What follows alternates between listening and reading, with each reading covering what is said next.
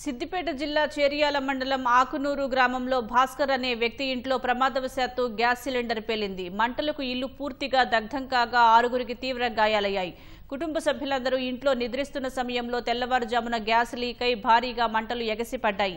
అప్రమత్తమైన భాస్కర్ కుటుంబీకులంతా గాయాలతో బయటపడ్డారు.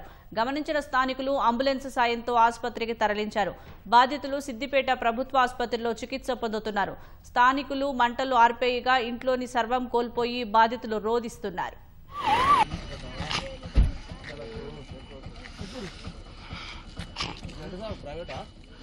గవర్నమెంట్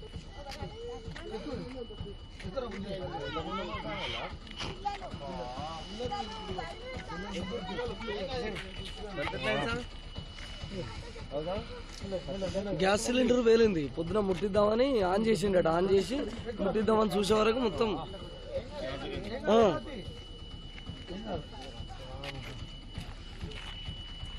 మనకి ఎక్కువ అయింది. భాస్కర్